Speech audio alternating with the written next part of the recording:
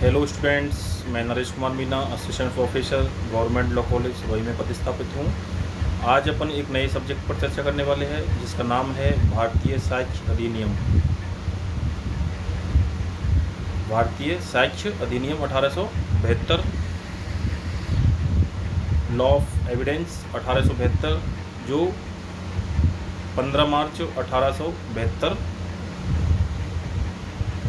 को तैयार हुआ था और 1 सितंबर 1873 को जम्मू कश्मीर राज्य को छोड़कर संपूर्ण भारतवर्ष पर लागू हो गया था। तो यह भारतीय साक्ष्य अधिनियम जो है एक प्रोसीजर एक्ट है और इसके अंतर्गत तमाम जो प्रोसीजर बताया गया है वो एविडेंस के बारे में बताया गया है कि किस तरह से कौन कौन से दस्तावेज होंगे, कौन कौन सी साक्ष्य होगी, साक्ष्य का क्या तरीका रहेगा, मेन एग्ज़ाम, क्रॉस एग्ज़ाम, री एग्ज़ाम किस तरह से की जाएंगी, ये सारा प्रोसीजर साक्ष्य अधिनियम के अंतर्गत बताया गया है। और इसके अंतर्गत संपूर्ण जो सेक्शन है, सेक्शन 1 से 5 तक एक तरह डेफिनेशन पार्ट है और सेक्शन 5 से सेक्शन 55 तक जो इसमें दी गए है वो रिलेवेंट फैक्ट और विवादक तथ्य और सुसंगत तथ्य के बारे में विस्तार से बताया गया है। और इसके बाद में सेक्शन 101 से 111 तक बर्डन ऑफ प्रूफ के बारे में बताया गया है। इसी तरह से इसके अंतर्गत टोटल जो सेक्शन है वो सेक्शन 167 दिए गए हैं, 167 इसमें टोटल सेक्शन दिए गए हैं। तो सबसे पहले अपन इसको पढ़ेंगे कि इसका जो नाम है, संक्षिप्त नाम और विस्तार और प्रारंभ। तो यह अधिनियम भारतीय साक्ष्य अधिनियम 1872 कहलाएगा। यह जम्मू कश्मीर राज्य को छोड़कर संपूर्ण भारतवर्ष पर लागू होगा, लेकिन यह किसी न्यायालय में या न्यायालय के समक्ष जितनी भी कार्रवाई है, न्याय कार्रवाई है, उन पर लागू होगा। लेकिन इसमें आर्मी एक्ट, नेवी एक्ट और एयरफोर्स एक्ट के अंतर्गत सेना न्यायालय को छोड़कर संपूर्ण सेना न्यायालय की न्यायिक कार्रवाइयों पर लागू होगा। किंतु न तो किसी न्यायालय या ऑफिसर के समक्ष पेश किए गए शपथ पत्रों पर और ना किसी मध्यस्थ के समक्ष की कार्रवाइयों पर यह एविडेंस एक्ट लागू नहीं होगा। तो ये एविडेंस एक्ट जो है वो मध्यस्थ की कार्रवाइयों पर लागू नहीं होता है और शपथ पत्रों पर लागू नहीं होता है। और सेना न्यायालय जो दिए गए हैं army act, navy act, air force act के अंतर्गत जो सेना न्यायालय गठित है उनके ऊपर एक्ट लागू नहीं किया जा सकता है। अब सबसे पहले अपन इसको पढ़ेंगे, इसका डेफिनेशन पार्ट पढ़ेंगे, जिसके अंतर्गत सेक्शन 3 के अंतर्गत इसकी विभिन्न परिभाषाएं दी गई है, जिसमें सबसे इम्पोर्टेंट परिभाषा जो है वो है fact. What is a fact? Fact तथ्य क्या है? तथ्य क्या है?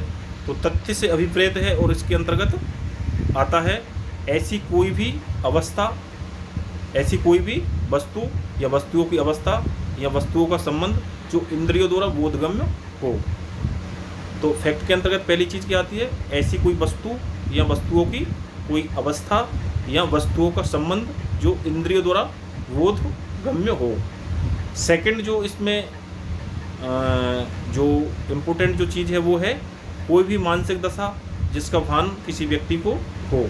कोई भी मानसिक दशा जिसका भान या अंदाजा किसी व्यक्ति को हो। तो सबसे पहले इसमें ऐसी कोई भी वस्तु अवस्था या वस्तुओं का संबंध जो इंद्रिय द्वारा बोधगम्य हो। दूसरा है कोई भी मानसिक दशा जिसका भान किसी व्यक्ति को हो। जैसे कि अपन दृष्टांत के रूप में कह सकते हैं, यह है कि किसी मनुष्य ने अमुक शब्द कहे, एक तथ्य है। यह है कि किसी मनुष्य ने कुछ सुना या देखा या महसूस किया, यह एक तथ्य है। तो ये तथ्य की डेफिनेशन इसको अपन कह सकते हैं। नेक्स्ट जो डेफिनेशन अपन पढ़ेंगे वो है इसमें दस्तावेज, डॉक्यूमेंट्स की डेफिनेशन जो सेक्शन 3 के अंतर्गत दी गई है।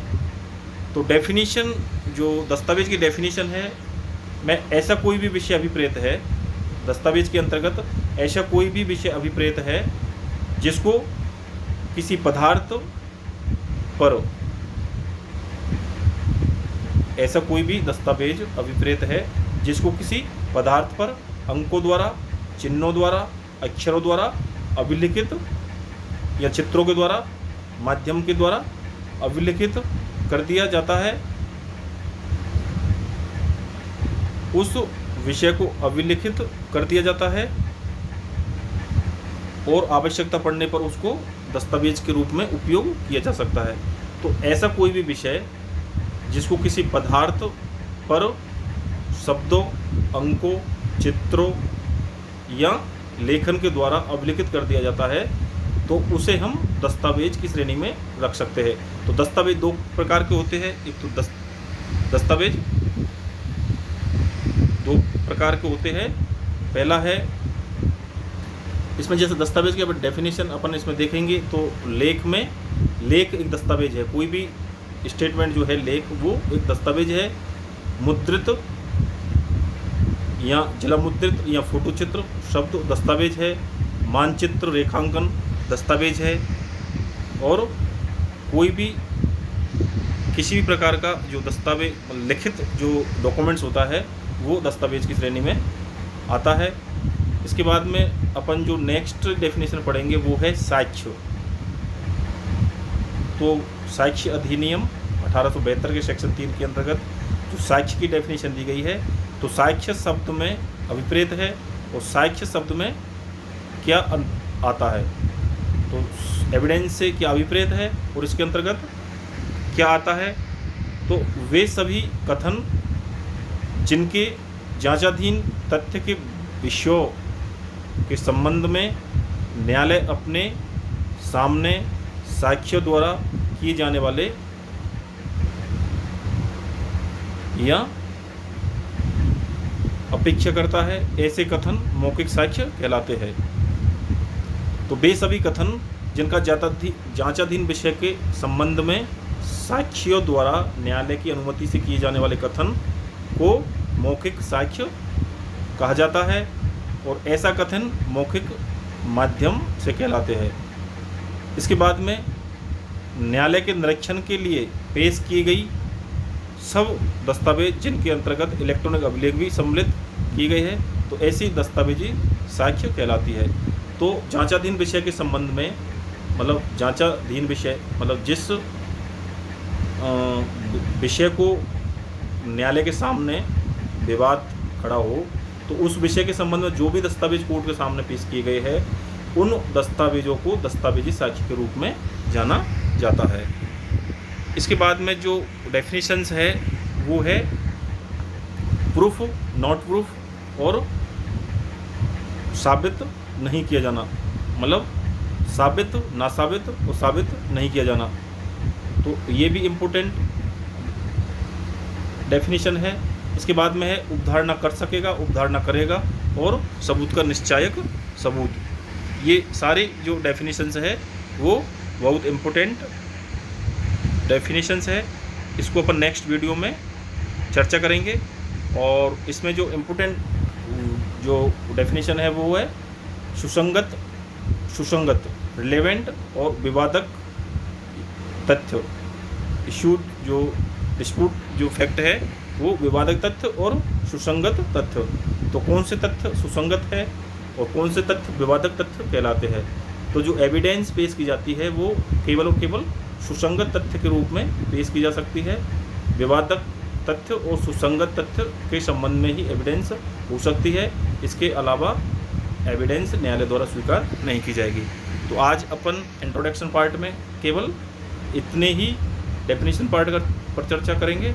नेक्स्ट वीडियोज में अपन आगे जो बची हुई डेफिनेशंस है उसके बारे में चर्चा करेंगे। Thank you.